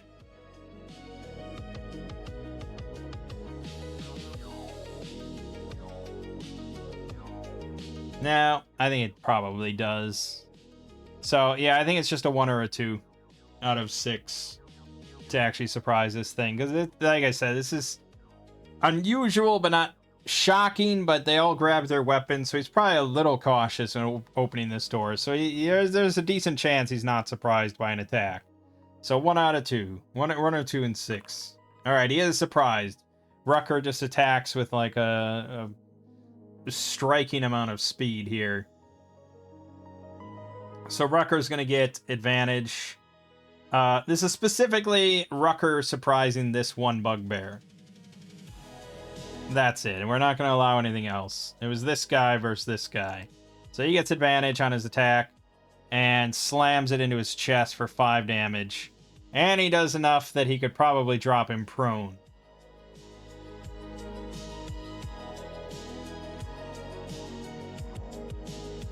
Bugbears have quite a lot of hit points. They're not easy targets. They have, 15 hit points? No, 14 hit points? Yeah, 14 hit points each.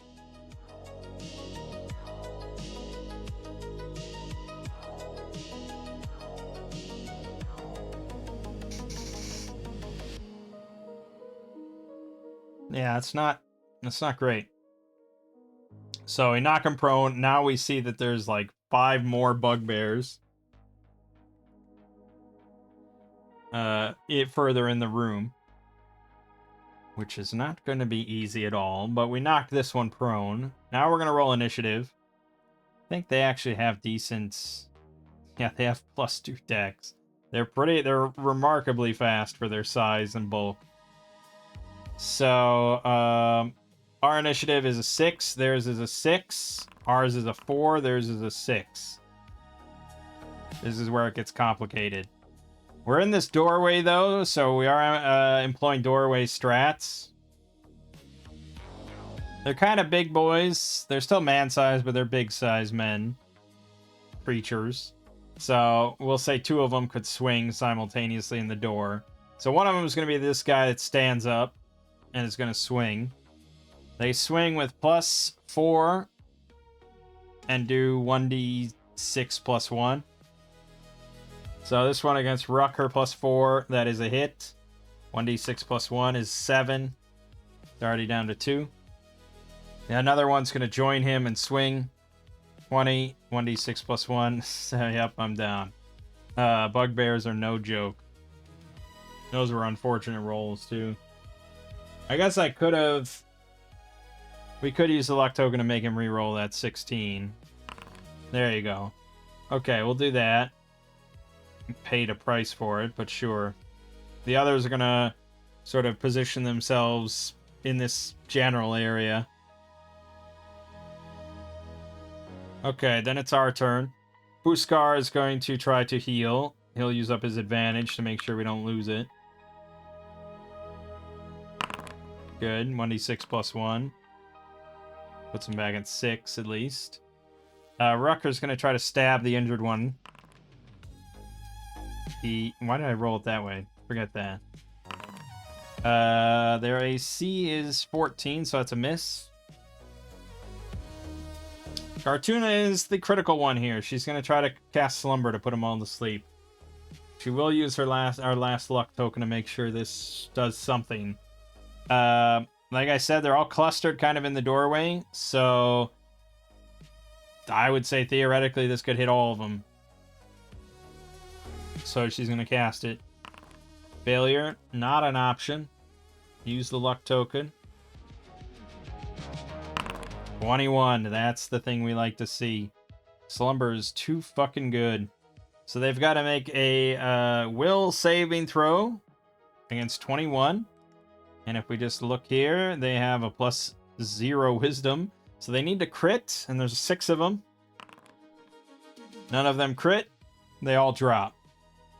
Once again, Slumber saves our fucking bacon, man. But, yeah, as soon as you lose Slumber for the day, boy. I could have made it so that they were more spread out, but, you know, they would all be kind of in the doorway.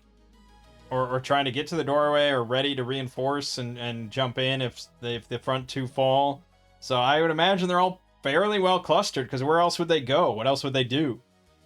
Other than just like, well, I'm going to just sit back here and watch. It's like, I don't really picture them doing that. The other door is barricaded. So yeah, I would imagine they're all in a cluster. And that's to their own detriment. Praise Jeebus. And then we execute them all.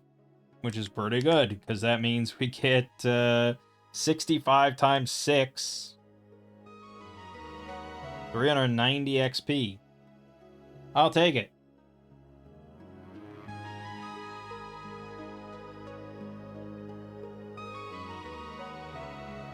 The largest bugbear carries a pouch containing 15 copper, 13 EP, 2 agates for 10 gold each, and a potion of healing.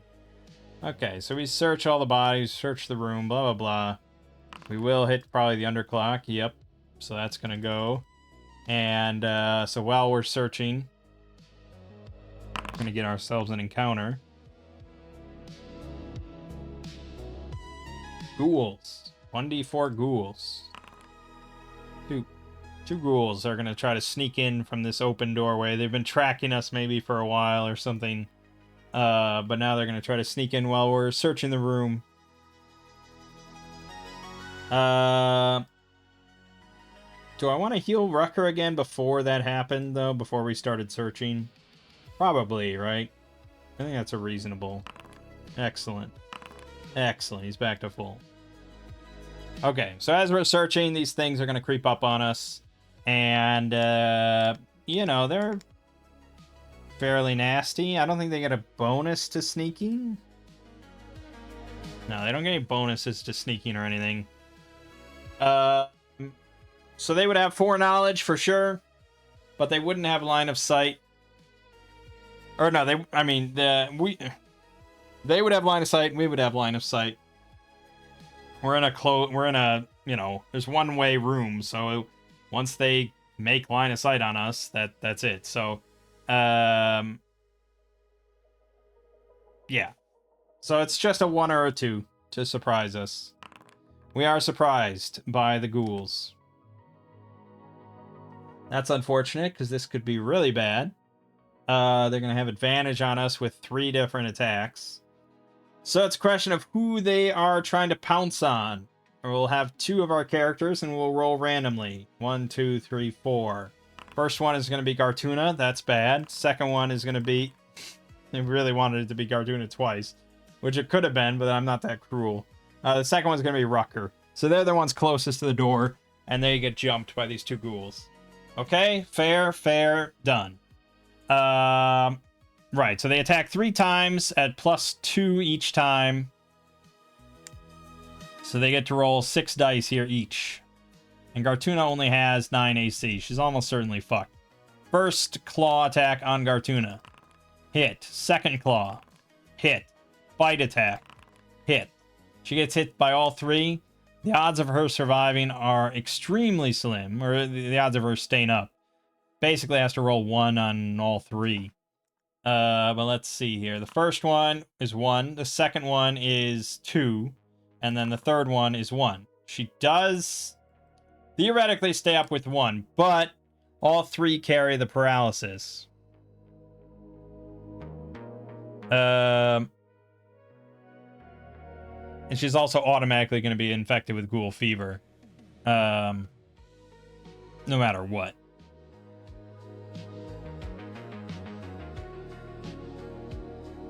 Right, so the paralysis, this is just going to be a DC 12 con check 3 times. Because she got hit by all 3. So the first one fails. Alright, so she's paralyzed on the ground. She is still conscious, but she's also infected with ghoul fever. We'll go ahead and note that there. Ghoul fever, she has to have cure disease cast on her within 2d6 days. Why don't we just roll that now so we know? 8 days. Okay. Then Rucker. It's going to be the same rolls here. First claw. That is a hit. Second claw, miss. And the bite, miss. Alright, so he's got 1 claw coming in for 1 damage. But he also has to make the DC 12 con check. He makes it barely. He manages to shrug off the paralysis. That's pretty big. Now we go to initiative.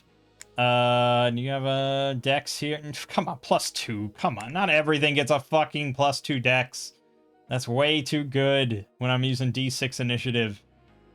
Let's go to Shadowdark.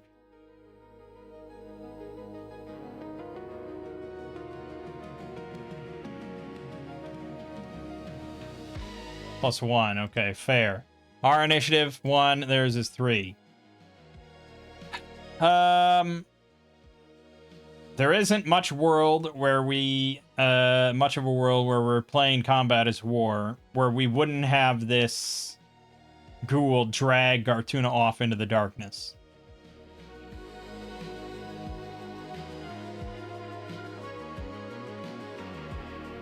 Yeah. So, Gartuna gets dragged off through the western door into the darkness. She's paralyzed. Whereas the other creature is going to keep trying to attack Rucker. Because it did draw blood, so it's not completely ineffectual or anything. So it's going to try again. First one, miss. Second one, miss. Bite, miss. Okay, so now it might rethink it. But Rucker's on this, so he's going to stab it in the neck. Oh, yeah, he does.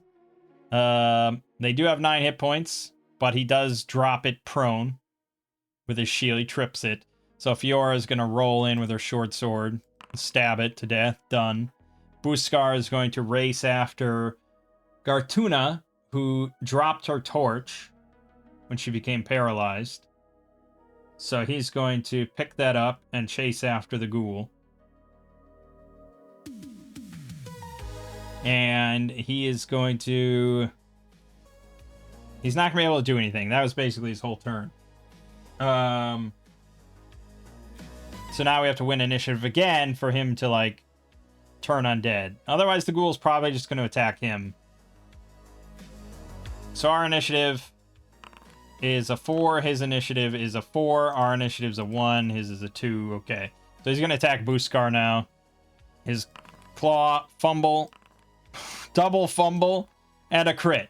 Okay, but Buskar could kill him before that crit comes into play. So the first fumble, 1 damage. Now he can't kill him. Oh, but he does do 7. That's pretty good, but not quite good enough. If you only had rolled a 3 or higher there.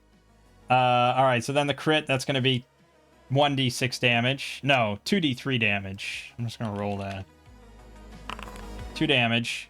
And the DC 12 con check for Buskar. Not looking good. No, he fails, so he goes paralyzed as well. Now this ghoul's got 2 things to feed on his own. But he's also looking pretty beat up. Fiora and Rucker are going to be right on Buskar's heels, so they're kind of running down these stairs towards the ghoul. And so now the ghoul... Well, it's going to be a new initiative now. We actually have +1 with between these 2 characters. So, we have 5, and it fails its initiative. Okay, so Rucker's just going to charge in now. And kill it. Okay. Done. Yeah, that was iffier. That was definitely iffier. You can see, like, we're not just diehard badasses that slaughter everything.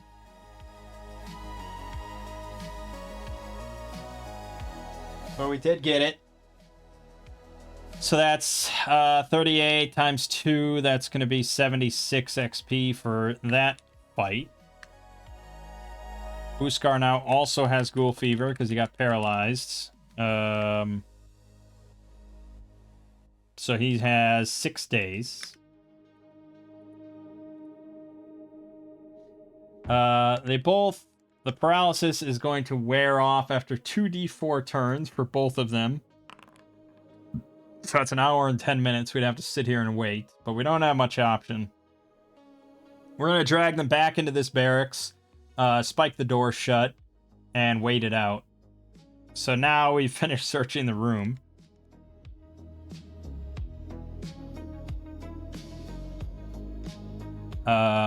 Which is 11. Right, so we find the 2 agates worth 10 gold each and the potion of healing. The potion of healing is the big one. 25 gold. I haven't done any training, so our characters wouldn't know what it is. We just find a potion. We imagine that it's something useful because the bugbears were carrying it, but we're probably not dumb enough to just try to drink it. So we're just going to pocket it. We'll have Buskar take it. Potion, question mark. And I'll put in, for my own sake here, of healing.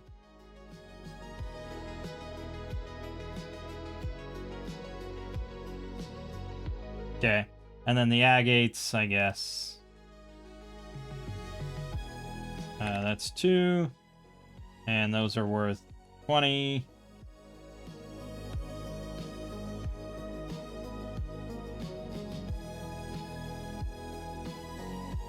Okay. And that's another 20. I won't worry about the coins. Even though we probably need the coins, but it's fine. Right. And then we wait out. We're going to strike up another torch so we're not sitting in the darkness. We're not that prudent or that frugal about our torches. So that's another... So we burn through a whole extra torch and then another torch. And then now this would be at 5. I'll let the underclock just sit. Because we're in a pretty safe location right now. Okay. And then they both get up.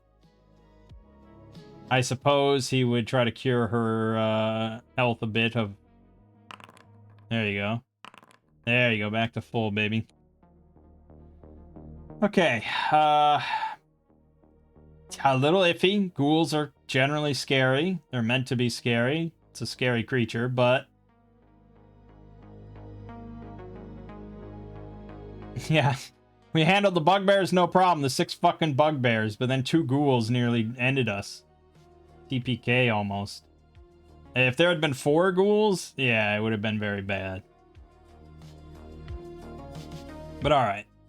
I'm going to leave it off here. I think that's a good stopping point. We're in a safe location. We will continue on to the north from here next time. And I think that's going to lead us towards the final boss, skipping a lot of the dungeon. We'll see if we want to finish out the rest of the dungeon. We kind of want to for XP purposes. I'm sure there's other stuff in here. But it's easily missable shit. Like the pool of water there, the dark pool of water, has a skeleton at the bottom of it. Clutching a wand of magic missile. And 3 jeweled rings worth 150 gold each. That's 450 XP right there. And then the wand, yeah, probably just like 20, 25 gold based on the apparent value of a fancy stick. But I'm sure there's other stuff. Yeah, here's the wizard's quarters. 160 silver, 100 EP, 5 malachites worth 10 each. Wooden pipe worth 150.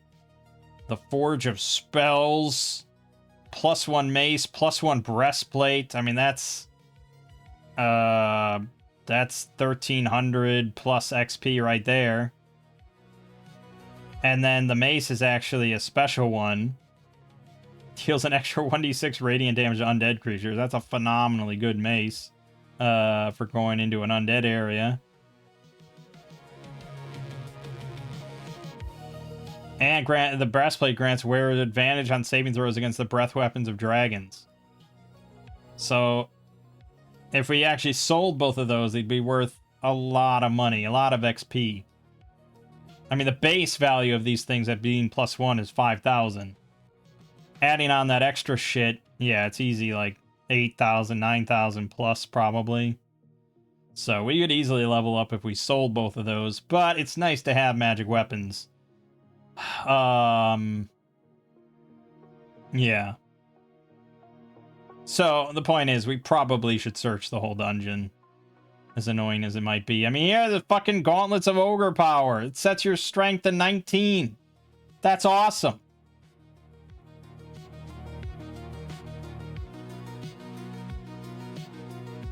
I mean, it's not super amazing for our characters, but I'd probably give them to Fiora just so she can carry more shit. It'd be phenomenal. And that's not even the final boss. I mean, the final boss has a bunch of shit. Spider staff. So yeah, we'll probably search the whole thing, but then after that we get to move on to the uncharted territory. I don't know anything about this.